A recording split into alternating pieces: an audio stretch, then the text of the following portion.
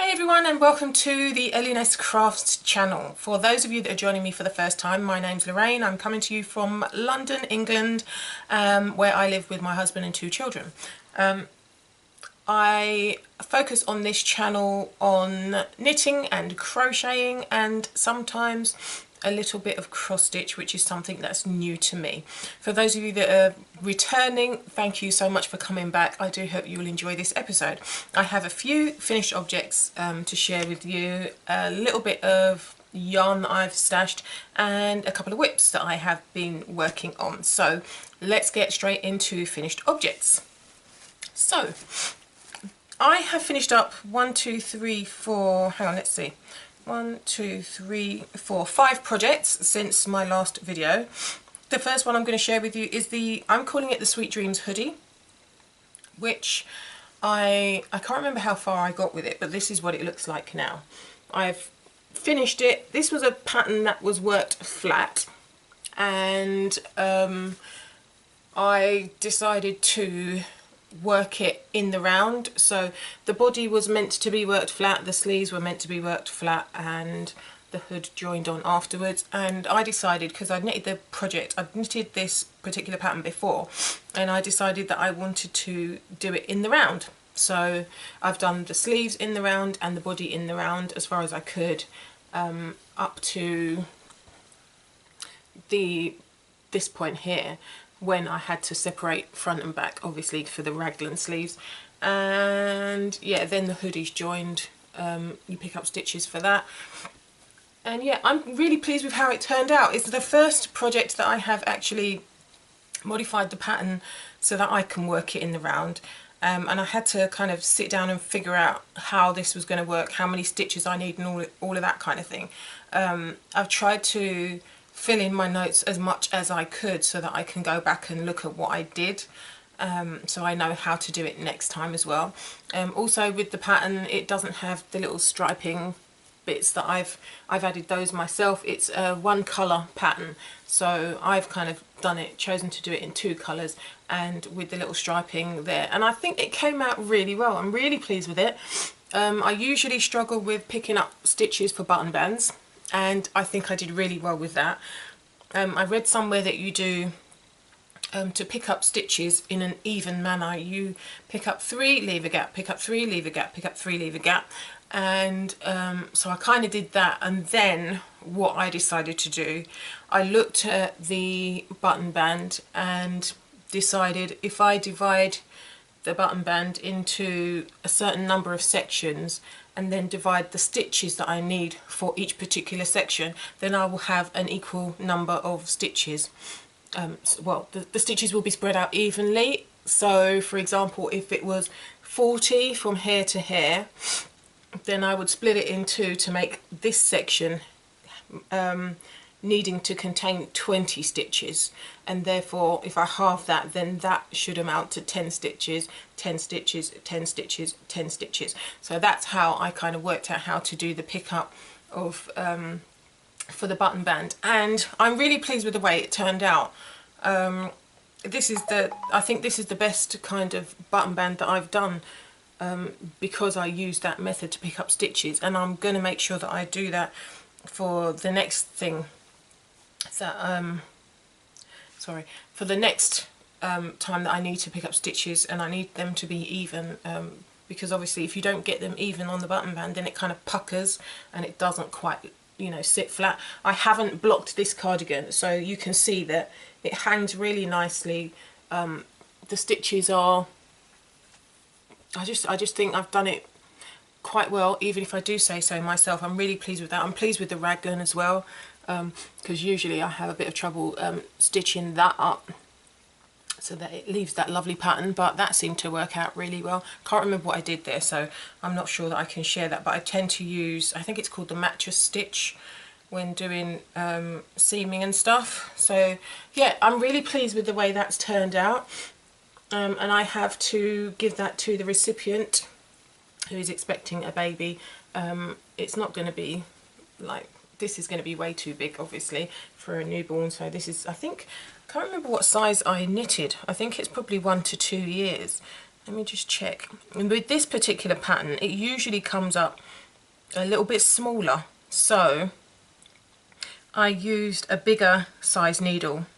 I think the pattern required me to use 3.5. Pattern suggests to use a 3.25 millimeters for the rib and then 4 millimeters for the rest of the body, and I went up to 3.5 for the rib and 4 for the body, so it's slightly bigger than the pattern, but I like it and I think the baby will have a good wear of this, so I'm really pleased with that project. So yeah, that is kind of my experience with changing a pattern to work in the round when it's actually written flat. So that's kind of my new experience for that particular one. The next thing I've managed to finish up is my first Harlow brioche hat. Now, I think you guys, if you follow me on Instagram, you'll have seen me post pictures on that. I also started a knit along in my group, the Ellinesscrafts Ravelry group, for the Harlow brioche hat. And Emma from Em's Craft and Chat 2, she joined in with me on that and helped me so much just by talking about the pattern and the struggle she was having and stuff. And although you don't feel that you really helped, you really did, and I'm really grateful to you for participating in that cowl with me, because if I didn't have your support, I'm not sure I could have finished it, to be fair. So yeah, so this is the hat. I used, what kind of yarn did I use? Let's see. I used a Fleece Artist Merino Slim yarn in the colour Thousand Islands On, which is this beautiful colourway on the main side. And then on the inside I used West Yorkshire Spinners Signature 4-ply yarn in the colour Cream. So that's what the inside looks like. So with this project I had to learn brioche. I'd never done brioche before, but I was watching a Cozy Up with the Stitching Sisters video, and they suggested, or Jamie suggested, that the Harlow hat was a good place to start for a beginner. So I decided to give it a go. And let me start by saying I really do like the brioche. I like the hat that I've created. I like the brioche itself. The pattern I thought was a little bit complicated for me. So I had to watch a number of videos to understand the brioche itself, brioche knit and brioche purl, which was, it took me a while to get the hang of that. Knitting it in the round is completely different, from what I can tell, to knitting it flat. And let's just say, when I first cast on this project, the actual pattern suggests that you use a tubular cast on. I struggled with the tubular cast on. So I had to watch a video for that, and it took me a good, I think, about 3 times to try and cast on to actually get that done, because it kind of goes, hopefully you can see, it goes around the edge like that, so you can't really see. It's kind of like an invisible cast on, I guess. So I'm pleased with the way it looks, but I found it really difficult to do that to start with. Then the brioche itself was a struggle, because I had to learn that, which meant when I was reading the pattern, I had no idea what a burp 1 and a burp 2 and a burp bark 1 was, or whatever. Bark, it was bark and burps, which sounds really strange, but that's the way they abbreviate brioche purl and brioche knit in the pattern. And I found the terminology was slightly odd. It's not what I'm used to in a pattern, and so then I had to keep reading the abbreviations to understand what she meant. It was a pattern by Andrea Mowry, by the way, if I haven't mentioned that already. And then I had to watch the videos to see how to do the brioche knit and how to do the brioche purl.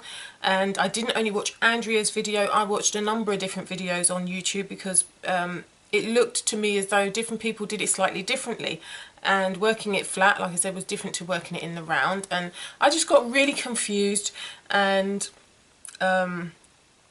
eventually I got the hang of the brioche knit and purl, but then I went on to I noticed that at the beginning, and I've tried to cover it up with the label, but at the beginning of working it, my beginning of the round seemed to move.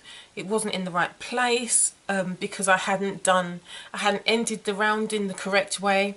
This is why it always helps to read the pattern ahead and read it carefully. I didn't read the pattern carefully enough to realise that you had to do a yarn over before you finished the end of a round. so that my beginning of round will be in the same place each time, because what was happening was my beginning of round just kept going back, back, back, back, back for some reason. I couldn't understand why it was doing that, and it was really confusing. And then, and I was using a stitch marker to mark it, which confused me even more, because the loops were going in, the stitches were not in the right place, depending on where the marker was. It was just so confusing. So I got rid of the stitch marker and started working the brioche, and I managed to get it, and from then upwards I seemed to get into the hang of it, which was fine. And then I had the hurdle of the decreases to get my head around. So what I decided to do, once I'd actually got the hang of the actual brioche pattern itself, then I decided to put in a lifeline before I did the decreases, so that if anything I could rip it back to the lifeline, because it's, in my opinion, it is very tricky to frog the brioche once you've kind of got part way through it. When you start to frog it, you get stitches all over the place, and for me as a beginner, it's very difficult to identify which is the brioche knit and which is the brioche purl and all that kind of stuff, and why I've got a loop here, and it was just too much. So I decided to stick in a lifeline, so I didn't have to think about that, and if I needed to rip it back, I'd rip it right back to the lifeline and then start again. And I had to do that at least once with the decreases before I started the decreases. So I did the decreases once and it didn't look right. I took pictures and I was like, I don't understand why my hat doesn't look like everybody else's. My lines are in the wrong place. So I ripped it back and did it again, and you can probably see here, they're not, I mean, it's not in the right place. You can see across, so it's kind of right-ish, but I've obviously made a mistake somewhere in the decreases here, and I just don't know how to rectify it. So I'm just going to leave it as it is, because it's not that noticeable, and once the recipient has it on their head, I don't think they're really going to care about that not looking the way it's meant to do according to the pattern, because it's still got a little cross. It's still kind of, it's still a wearable hat. The other thing is the stripes are twisted. If you notice that, they're not straight, they twist. And with this, I've read that people think that blocking it works for that. It makes them go straight, but I actually quite like the twist to this. I think it makes it more interesting to look at. So I'm going to leave it as it is. I'm going to give it to the recipient, and I hope they're going to like it, because it's really nice. Let me just show you what it looks like on. It actually fits really nice and snug. It's very warm, and because the rib is a, well, not rib, but the edging is a smaller needle was used to the main body of the brioche, it fits really nice and snug around my head, and I really do like the end product. So I'm hoping to do a pair of gloves to go with it, because I know that the person that I'm giving this to wants a pair of gloves, and I've still got a lot of this colour yarn left, so I'm going to be trying to make a pair of gloves to go with it. But that is the first brioche hat, and I really like that. And because I had trouble with this one, I decided I was going to make another one, and I was going to just kind of practice. So I had some yarn left over from my daughter's, well, actually no, it was a scarf I was doing for my daughter in the double knit project. I mentioned it last time that I was doing a double knitting project, so it looked the same on the front and the back, and I found it a struggle. I wasn't enthused to continue to work on it, so I decided to rip that out and instead make a hat. So I reclaimed the yarn from that project and started the Harlow hat, and this is what that one looks like. So you can see the stitches are straighter. The difference between this hat and this one, obviously this is bigger, but this one is made with double knit yarn. So I used, it's called, what is it? The yarn is King Cole Price Wise in the colour Topaz, which is the bluish colour, and Natural in, which is that colour, the cream colour. And you can see I've got a stitch here. I'm not intending for this to be reversible because I've got like stray bits everywhere. If I tuck it in then I could, but the stitching, the crown, I had problems with the crown again. You can see here, not sure what I did wrong here. This line is out how it's supposed to be. This one, I'm not sure. Yeah, actually that one's not too bad. This one doesn't seem to quite be the way it's meant to be, but when you look at it from the outside, Looks fine to me. I don't think anyone's going to notice that the lines in the crown are not correct. And so yeah, so I did this in double knit yarn. The actual pattern calls for fingering weight, so I had to adjust the stitch count on this. So I changed the stitch count from what it was on the fingering weight to what I'm used to doing. If you need more information and you want to see a bit more about this project, then check out my Ravelry page, where I've got more information on the stitch count and stuff. I started off using the same stitch count as the original hat, as the pattern, and then I realised that actually that was going to be a bit too big, so I reduced the stitch count to what I thought would fit, and it's fine. It fits her head nicely. What needle did I use? I think I used, let's see, 4mm needles for the whole of the hat. I didn't bother to use a smaller needle for the brim, which perhaps I could have done, but it fits her nicely. She's tried it on. I've showed pictures. There's pictures on my Ravelry page. She loves it. She's now, my daughter that is, she's now asking for a scarf to go with it. So I'm thinking I might try and learn how to do brioche flat, so I can do a brioche scarf to go with it. So we shall see. Watch this space. But that is how that one turned out. I kind of managed to get the hang of the tubular cast on. You can see there, that's the tubular cast on. Done it again there. My stitches are a lot, my brioche, I'd got the hang of the brioche, which was fine, but I'm still having a little bit of difficulty with the decreases, so I need to work on that. And I do have another colourway in mind to give it another shot, doing the decreases, before I'm content that, okay, I understand it now, this is the way I'm supposed to do it, let's move on to something else. I'm quite a determined person, so I like to learn something and I like to learn it properly. So the fact that I still haven't got my head around the decreases makes me want to try it again, so that I can actually finally understand the decreases and what I did wrong, so I know how to deal with it next time. So yeah, so that is that one. That's the second Harlow hat. Then for my next finished object is, oh, I didn't show you this one. I apologise. I was part way through doing this one, which is the pixelated unicorn hat, I'm calling it, and I used the Barley Light pattern for this one. I've talked about the Barley Light pattern before by Tin Can Knits, and nothing different used for this one. The yarn I've used is Gamer Crafting Sparkle Sock yarn in the colour Pixelated Unicorn, for the main body of the hat, which is such a beautiful colourway. I'm actually tempted to buy another one. And Woolly Mama Yarns 4-ply merino sock in the colour Sea Green Teal, which I've used for the ribbing.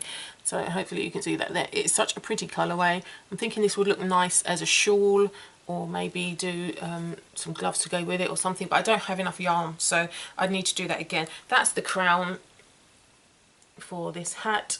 I've showed you other hats that I've done, Barley Light hats, using obviously the Barley Light pattern basically, but different colourways, and I just wanted to use up some of the yarn for this because I'd done made a pair of socks, and yeah, that's that.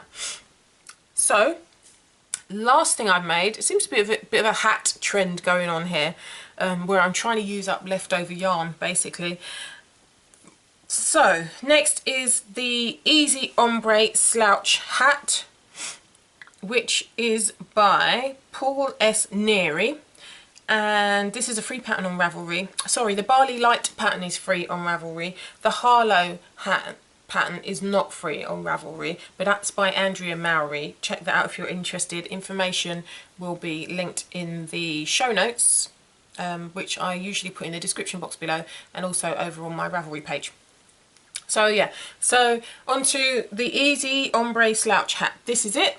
I finished this up yesterday. It took me 2 days to work this. Pretty hat. It's a free pattern on Ravelry by Paul S. Neary, and the yarn I've used for this is Sirdar #1 yarn in the colour Rosebud, and the same again in the colour Sweet Dreams. So this is Sweet Dreams and this is Rosebud. It's the same yarn that I used for the cardigan. So this hat comes up quite big, so you can probably see that here. If I try that on, you will see. It's very big. It's meant to be a slouch hat. This is what it looks like. it comes up quite big. I really liked the colour work on this. I'd not done that before. Very easy, very easy to do. I'll give you a close-up of the colour work here. The crown looks like this. The decreases were interesting, but I love the way that they look. I think it looks really pretty. I've got pictures on my Ravelry if you want to see it better on my daughter's head. But yeah, I really like the pattern. Very easy pattern to follow. What I was doing with this one, because it's stranded work, 2-colour yarn work, I used my right hand to knit English style with the main colour and my left hand to do continental style with the contrast colour, and that made it go really quickly. Because there's no purling involved, it was very easy and very quick. I worked it up in 2 days, and I did the majority of it in 1 day. So one day I did just the rib section, and then the following day I did all of that, finished it up. So very quick, easy knit. The only thing, this came up quite big, and I did use a bigger size needle than recommended. So I've used 4.5mm needles, which is a US size 7, and the pattern actually calls for a US size 6, which is a size 4mm needle. And that size is used for the whole hat. What I would do next time differently is use a smaller needle for the rib so that it pulls in a little bit tighter, because you can probably tell there it's not quite as fitted as it needs to be. But other than that, I really like it. It fits my daughter's head, fits my head, because I've got all this hair at the back as well. And it does come up big, so if you've got a small head, then perhaps it would be a good idea to use the correct needle size, 4mm, or perhaps go down a needle size to make it that little bit smaller, or reduce your stitch count. A lot of people that did the pattern before me, I've looked in their project notes, they've actually reduced the stitch count to make it smaller. So that may be something as well. If you were doing it for a child, you would want to go down to less needles, because the pattern only has let's see, the pattern only suggests it's one size. It's a one size fits all pattern, and so you just kind of have to figure out what stitch count to use depending on the who you're making it for. So I guess this is more a hat for an adult because it came up quite big. So if you're going to make it for a child, then you want to go down a number of stitches. Perhaps find a stitch count from another hat pattern for a child that you know works and use that for this pattern, but just make sure that you have a good number of stitches to be able to do the decreases. You need to do all that working out. So yeah, that is the hat. So I'm really pleased with that. So those are my finished objects. I know I've been talking a little while on that, but I really wanted to share those with you so I can move these out or stick them in my Christmas present stash. On to works in progress. So I've started a few projects. Let's see, I've got a sock project on the go, which is, I'm calling them my Sundown Soon Sugar Frost socks. So here's the pattern, free pattern on Ravelry. It's a Sugar Frost socks, really pretty pattern, and in hindsight I probably should have used a different yarn that will show off the pattern a bit better, because the Sundown Soon yarn that I'm using looks like this in a cake. I really wanted to use this. It's from Woolly Mama Yarns. I love her yarns. And it's 75-25 merino superwash and nylon. And this is, let me get my what do you call it? I forget what this is called. My sock blocker thingy-me. So I've done one sock, which looks like this, and I'm really pleased with the way it looks. Bring it closer and you can see the pattern detail, but because of the colour and the striping, it's not as obvious what the pattern is. So I think next time I would use a lighter coloured yarn that will show off the pattern a bit better, because it doesn't really show very much. The difference between this and what I'm used to is that the heel is done in stocking stitch. It's not like the slip stitch heel or partridge heel. So that was interesting. And the toe's just the normal, not sure what you call that toe, but yeah, that is what it looks like. So I've done sock 1. I'm using 2.25mm needles, which is a US size 1. I'm on sock number 2 and I'm just about to start the heel flap section, so that's where I am with that. So those are the Sugar Frost socks, and I'm calling them my Sundown Soon Sugar Frost socks. That's my first whip. I've been going slowly on that because I wanted to start lots of different projects, and socks are always a nice travel project for me, so I like to have a pair on the go. Next thing I'm working on, I started another pair of socks. I had this yarn that was gifted to me by M from M's Craft and Chats, and I decided I wanted to use this pattern that I've had in my library for a while. It's called the DK Rib Socks. It's just a plain DK Rib sock. It's a free pattern on Ravelry again, by Simone Burns. That's her name there. And the yarn I'm using for this, I'm using a combination of 2 yarns. First one is the James C. Brett Top Value Double Knitting yarn in the colour pink. It's a bright fluorescent pink. It's kind of blowing out on the camera, but that's what it looks like. I've used this in my memory blanket, and I thought if I'm going to use this up completely, let me do a pair of socks. And I wanted to do those with this yarn. It's got pink in it. I'm not sure if you can see it. There it is. Pink and blue, and then it's predominantly black and grey. And this is the King Cole Splash Double Knitting yarn in the colour Charcoal. This was gifted to me by M from M's Crafts and Chat. So I thought I would pair the 2 colours together and make the DK Rib Socks, because it's a double knit weight yarn. And I have got this far. So I've done the cuff, nice long cuff. There's the ribbing section. And funnily enough, this pattern actually has rib along the bottom of the sock, as well as the instep. So that's interesting. I've done the heel, I'm on the bottom bit, and then I have to just keep going until I've got the desired length. Yeah, that's what it looks like. Let me see if I can stick it on a blocker so you can see it a little bit better. Because it's rib, it looks really small, but once you get it on the blockers, it actually looks fine. It's there we go. That's what it looks like on the blockers at the moment. So it does stretch out nicely because it's rib, but when you take it off, it looks like it's going to be too small, but no. That's it there. So it's a slip stitch heel. So you've got heel flap and gusset going on here, and then the rib section. So as you can see, the rib goes down here and then along the foot as well, so it goes along the whole foot, not just the instep, which is interesting because a lot of patterns that I've worked don't do it along the bottom of the foot, they just do it along the instep section for comfort. So yeah, so that's where I am with that. I worked this up in one day, so I'm sure it won't take that long when I pick it up again to finish that sock off. I'm just not sure who they're for yet, so I don't know what length I want to do them to. So we shall see on that one. No problems with that pattern so far, pretty easy to follow. And like I said, it's free on Ravelry, so if you're interested in that one, check it out. What else do I have? Oh, so I decided it was time I started a jumper for myself because it's getting really cold over here now, and I've been wanting to do, and had bought the yarn for, another Happiness Is jumper. I made one previously in a burgundy colour for my cousin, and I have been kind of stashing the yarn waiting to make my own one because I was doing other things during the summer months.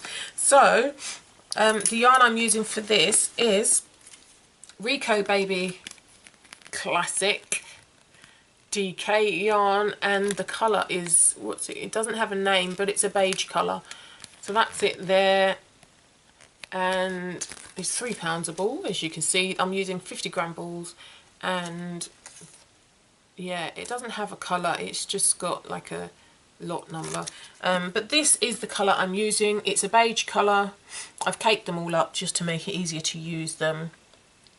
And this is the Happiness Is pattern by Alicia Plummer, which is a paid for pattern, so I can't give you any details on that, just that it has spots. It's a polka dot jumper pattern, and this is how far I've got with it.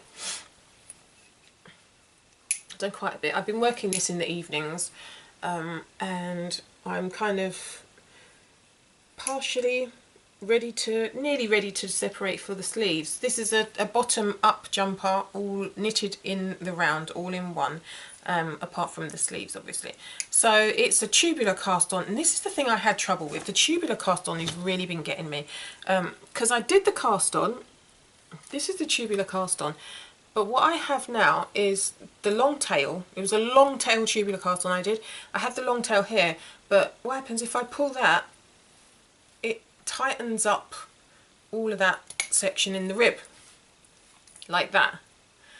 It gathers it all together, and I'm not used to having that going on, so I'm not sure if that is actually meant to be the case with this type of cast on, or if I've done something wrong.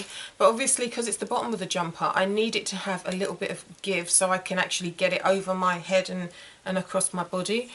So I don't want it to be too tight, but I just thought it was really odd that it's got this, the long tail kind of gathers like that. So I need to figure out, you know, what point to just weave in the end, and just hope that it doesn't, I don't know, ruin the jumper really, I suppose. But yeah, this is the pattern, spots, and I want to make it 17 inches long because I like things to go longer than patterns usually. I like it to kind of cover a little bit of my bottom before I, you know, when I've got it on. I like a little bit of an overhang. So yeah, that is that. That's what I'm working on. The Happiness Is jumper by Alicia Plummer. I'm using 4mm for, I used 4mm for the twisted rib cuff, and I am using 5mm for the main body of the project. And these are Chalgoos. I think they're 22 inches, something like that in length, and I really like it. I'm really enjoying the pattern. Once you get the hang of the circles, you can just fly with this project, and I am sure that I will have a jumper by the end of September. I say that, I'm hoping I'll have a jumper by the end of September. So that is that, and that's in my, I think it's a Woolly Mama Yarns bag. No idea what it's called, but it's covered in flowers and I love the bag. The socks, I forgot to mention, the Sundown Soon socks. This one is in my plum and my Pearl and Plum bag, which I got in a giveaway from the Penhooks and Needles podcast, and I love that. It's got a nice little drawstring. Love it. What next? So the next thing I'm working on, I've been working on the memory blanket, but I don't have it to hand, and oh, my battery's about to die, so give me a second. So the last whip I have to share with you is my memory blanket that I've been working on using only DK weight yarns, and I'm trying to use only solid colours for this project, and I have done quite a bit now. It is, let's see, 1, 2, 3, 4, 5, 6, 7 boxes high. So I've done all of that side. You can probably see that. Let's show you the right side, that would be helpful. So 1, 2, 3, 4, 5, 6, 7 high, using all odds and ends of DK weight yarn. And then, how wide is it now? So I've got 1, 2, 3, 4, 5, 6, 7, 8 across. So that's how far across it is. I'm not sure how big I'm going to go with this. I might stop at 10, but because I'm kind of running out of DK weight yarn really. I keep having to wait until I've finished a project so I can use the leftover yarn for the squares. And so now I'm thinking, once I've finished up the hats, because I'm trying to make hats with the leftover yarn, and then just use little tidbits for the memory blanket. So I'm thinking it would be good to finish this up soon, because I have no idea what I'm going to use it for. I don't want to get a bedspread out of this, because that's just going to take forever. So I'm thinking this could be nice as just a little blanket, or maybe a floor rug, something like that. I'm not sure, so I'm going to stop maybe when I get to 10 squares and see what I'm going to do with this. I enjoy doing it because it's kind of like a nice easy knit, but like I said, I'm running out of different DK weight yarns to use for it, because it's nice when you've got like a variety of different squares for it, and I'm kind of running out of variety basically. So yeah, not sure when to finish that one up, but we shall see. I have lots of leftover bits of yarn that I just want to use up, and I don't want to do another memory blanket because I just don't know where it's going to go. So yeah, so those are my whips. I do have another project that I'm working on, which is a sock, and what I'm trying to do, I've tried to kind of come up with my own pattern for the sock, and I'm not sure how many of my viewers are designers, but I'm working on this sock and I don't know how to go about publishing the design, how to get it test knit by other knitters and all of that sort of thing. So if you have any advice for me as a new pattern designer, and it's not like I'm going to be doing this as a, you know, I'm not trying to make a living out of it. I just thought it's a nice pattern that I'm working on. I wanted to do something slightly different. I thought it would be nice to share it with other people, but it would also be nice if, you know, if there's a potential to get paid for sharing my pattern, that would be great. It would just be like it would be a really lovely achievement to have designed a pattern and for people to actually like it, so, and want to knit it. So yeah, if you have any tips for me as a pattern designer for my sock pattern, please leave them in the comments below, or drop me an email on Ravelry or something. Just PM me, because I need to know, how do I go about getting it test knit? Do I need to have, I've heard people banter about the word tech editor. Do I need to get a tech editor? Would you suggest that I need to have different sizes, or could I just get away with just doing one size for the sock? Let me know your thoughts. Share them in the comment section below, or you can send me a personal message if you don't want it to be public. But yeah, I'm working on a pattern for a pair of socks that I just felt like doing something slightly different and having my own sock pattern to work on. So yeah, I will share that with you at some point once I've decided that it actually works, that the pattern is, you know, good to be testing it. I don't know, I'm not sure where to go once I've done the pattern, so share with me your thoughts on that. So that is those are my works in progress. Lastly, I have some incoming yarn to share with you. So let me find what I've got. So I've been buying yarn and I have enough, but for some reason I just keep buying more because I like the look of it. I wanted to get some winter kind of colour yarns.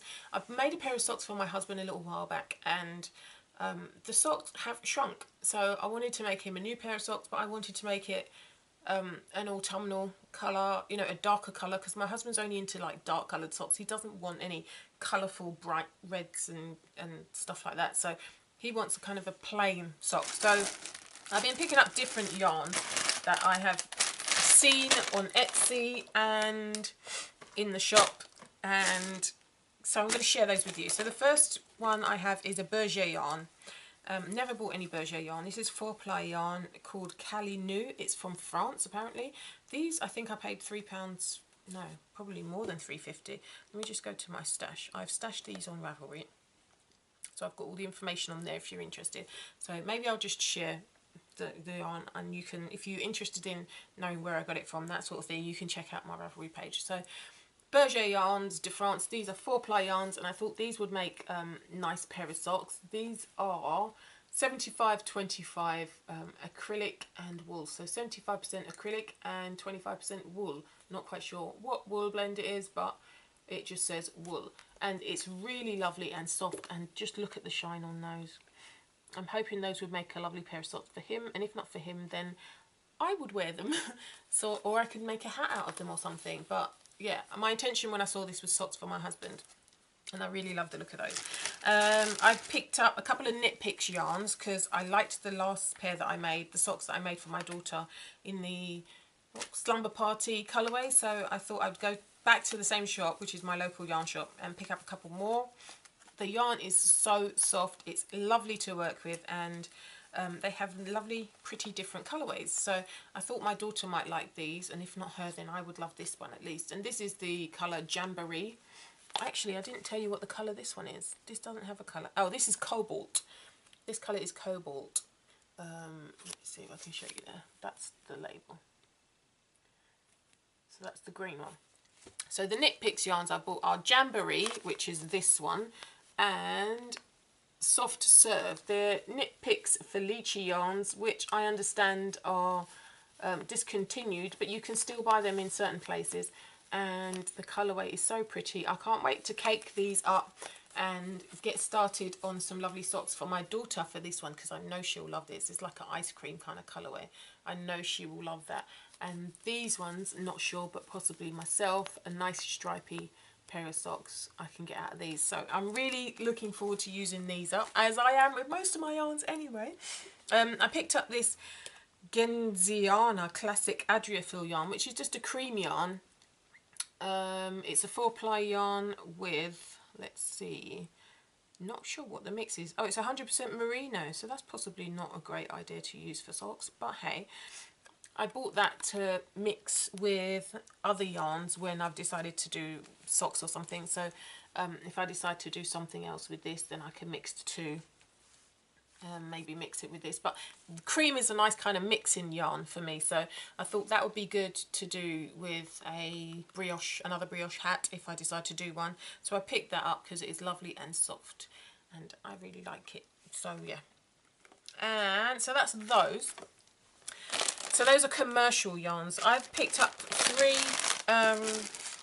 hand dyed yarns as well. So the first one is Bird Street yarn. But this is my first ever purchase from Bird Street yarn. It came in this packaging and it came with a tea bag, which was rather sweet. And this is the Indulgence Flavour Blends Tetley Spiced Apple tea bag. And the yarn looks like this. This is the colourway Filbert. So it's 75%, 75-25 superwash merino nylon. And it's a brown, lovely brown colour, and I can't wait to get this caked up. It doesn't seem to be, it's kind of variegated but not hugely. I suppose when it's knit up then I'll see how the colour varies throughout the sock, but it's not like there is a light section here, so it's not hugely different. And I thought I bought these with the intent of making my husband's socks out of these, but in hindsight I'm thinking it's probably a little bit too light brown. So then I decided to order another brown, which is a lot darker. So this one is the colourway Filbert, and it's by Bird Street UK. There's the label. You can see that, Bird Street UK, and that's what their labelling looks like. So yeah, so I will be caking that up and seeing what to do with that. Maybe another pair of socks. So the brown that I bought, because I thought that one probably wasn't dark enough for my husband, this one just came yesterday, and this is by Artists Palette Yarns, and this is the colourway Mud Pie. So that's the label. This again is 75-25 superwash merino wool and nylon, and this, look at that, this is more varied in colour. You can see it's kind of got little bit of green in there, very brown, kind of tan colours. It's a kind of, yeah, lots of different variations of brown, which I think will look nice in a pair of socks. So I'm hoping, let's give you slightly closer, that I'm hoping that these will work nicely for my husband, because of the, it's a lot darker than this one, you see. He's more likely to wear this colour, I think, than this one. So yeah, sometimes when you're buying things online, it looks darker on screen than it actually is in person. I think that's the case with this one. It looked dark on screen, but when it arrived, it was slightly lighter than I expected. But it's not the seller's fault. That's, you know, that's just the way it is sometimes. The screen doesn't show it as it looks in person. You can't always capture the correct colour on camera, so that's that. So then I also picked up a grey, because I thought grey's kind of universal colour when it comes to socks. And this is from Biff Sugar Yarns, and I wanted to try a merino cashmere nylon base. So that's their label. And this is the colourway Lost at Sea, and it's again 4-ply sock yarn, and it's a superwash merino cashmere nylon, and that is kind of a, I don't know, would you call it a gradient grey and blackish? And this is super soft. I love the feel of this. Feels slightly different to this one. I guess that's the cashmere in it. But we shall see how that knits up. I've never used an MCN yarn before, so I'm interested to see how this one works up. And this, I think, is going to be socks again, and then possibly anything else. I could probably combine this with something else to make some other product. I don't know, but my intention is to use this for socks, so we shall see if that actually happens. So those are my yarn purchases. I'm really pleased with those. I have been picking up patterns as well, but for some reason I don't have them to show you. I've got a lot of things in my queue on Ravelry waiting to be started, but I'm just kind of thinking, well, I don't want to overwhelm myself with all these projects and then not finish anything. So I'm trying to finish things up and sort of keep things afresh as well. So when I finish something, I will try and start a new thing. But like, I think I've done quite well. I've done quite a few things. My finished objects amount to 5 this time round. So that's a substantial enough number of items. And I picked up quite a lot of yarn, so I need to get moving on those. I'm always doing socks because I really like knitting socks when I'm travelling, commuting to and from work. I really like to have something on the needles then. But I'm also trying to read a bit more, which is a little bit difficult when you're focusing on knitting, I must say.